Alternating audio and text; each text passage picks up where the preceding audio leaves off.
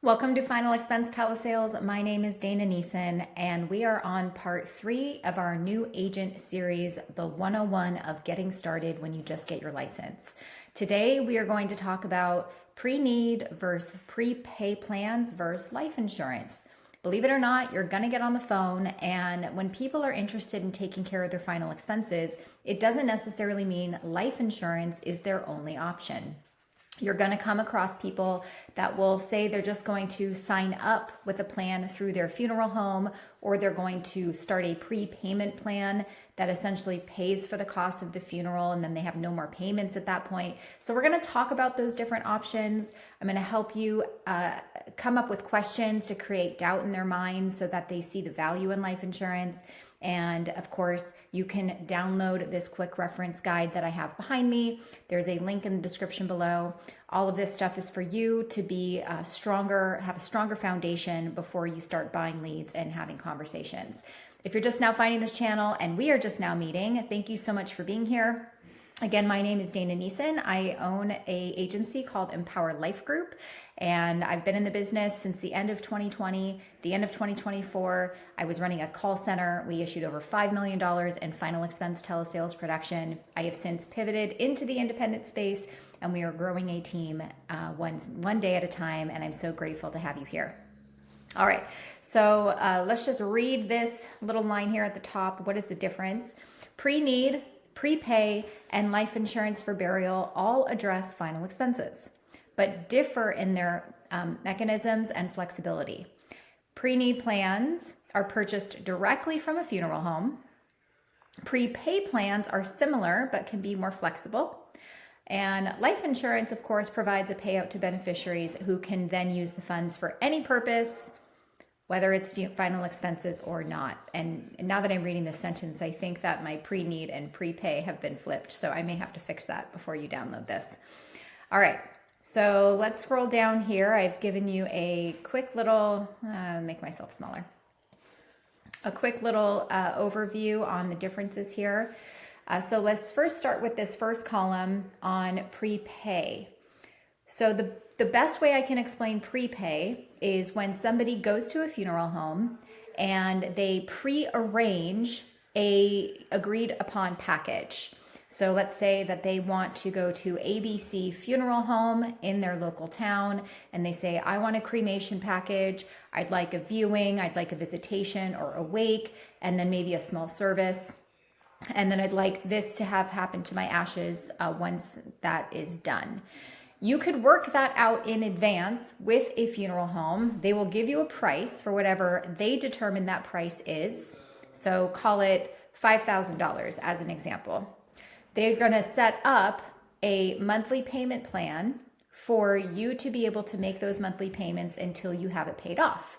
Of course, the benefit of that is once you have it paid off, you have no more payments for the rest of your life, and it's kind of locked and set in stone there, and the funeral director should know exactly what to do when the time comes.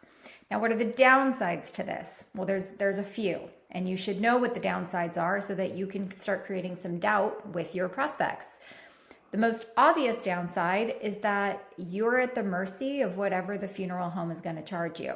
Now, they might say you lock in today's rate because of inflation in 20 years from now. That's a good thing, but how do you know that today's rate isn't an inflated price? So you're just kind of at the mercy of whatever they want to charge you. Most people don't know what they don't know. You don't know what you don't know. Fair? And so in that case, if you don't do your due diligence or kind of shop around and make sure you're getting a fair price, you might be overpaying the inflated rate that it would cost in 20 years from now. So you're kind of just locked in at the mercy. Number 2, what happens if something were to happen with that funeral home?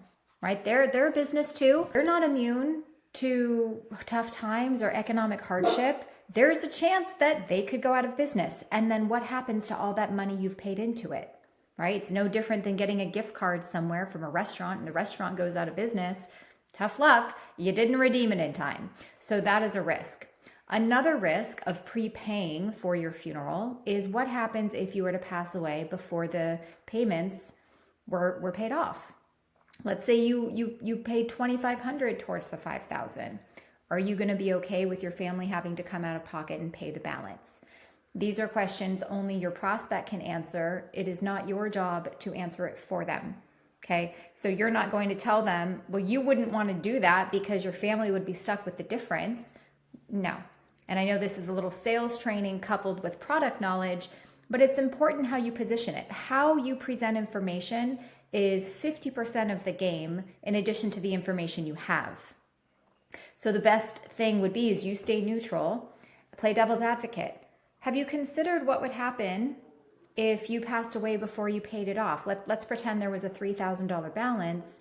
What would happen then? Would your family have the money to pay the difference? Do you feel like this is the best idea? Would it be unreasonable to look at other options just in case that maybe you haven't considered? Okay, so that is prepay, just the top line. Now, moving over here to pre-need. Pre-need is similar to prepay plans, but it's actually a life insurance policy that are sold by funeral homes, but the beneficiary is typically the funeral home, and the remaining funds are supposed to go to the family. That's why it says it may offer more flexibility in terms of where the funds are held and used. So ideally, a funeral home sells you a $10,000 life insurance policy. They are the beneficiary for this. They're the ones that get first right of refusal for using the money, and the remaining balance goes to the family for whatever they need it to. Now, you can probably come to your own conclusion there that if a funeral director has a blank check, you think they're going to spend it, they might spend it all and ask the family for more. So it's really in the funeral home's best interest to guarantee that they have funds available when the time comes. And in that case, it would work very similar to a life insurance policy, but who's in that control? Okay, you definitely want to make sure that you're not getting a pre-need plan directly from a funeral home. Okay, and finally, over here we have just regular life insurance, which hopefully I don't have to explain in significant detail. Of course, the idea is that people want the funds to be used for funeral and final expenses, but it doesn't have to, right? People just want to leave some I love you money behind. They want to make sure that their family is taken care of. They just want to leave them with a financial gift.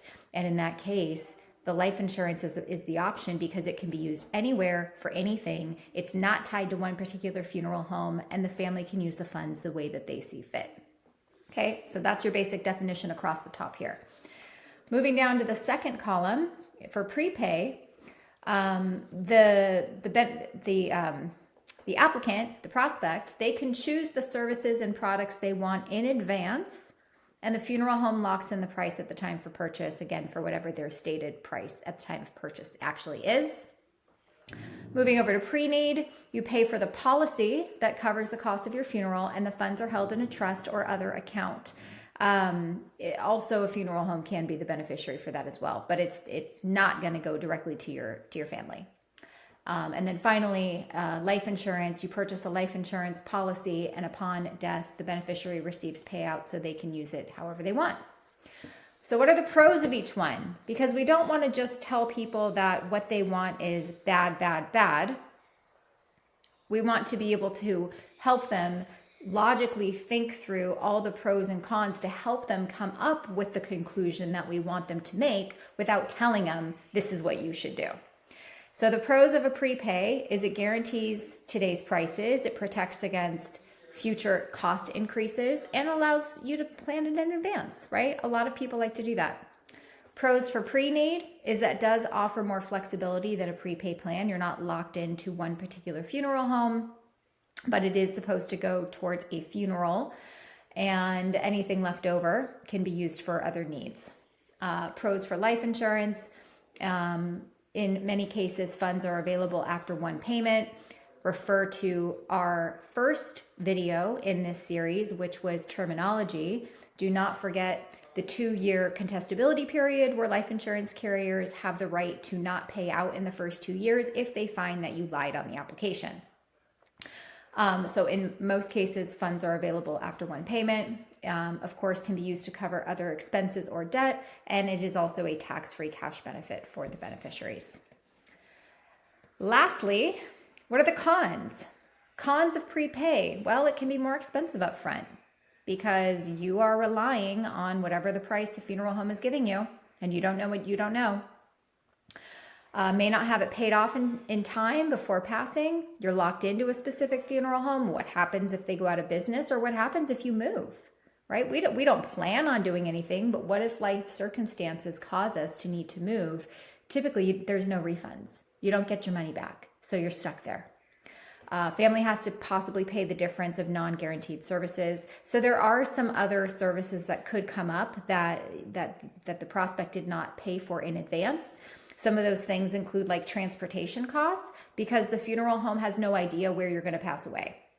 So let's say you passed away while you were on vacation, and well, the transportation to get your body from vacation to funeral home is going to be much more significant than the cost where if you just passed away at the local hospital and then they took you to the funeral home. So that's typically not included in the price. Possibly things like flowers or the celebration of life itself, because at the time you're still paying for food, you're paying for where you're going to have it. So there's some things that are not taken into account that the family will still have to come out of pocket for. And we don't really want them to be a burden for anything.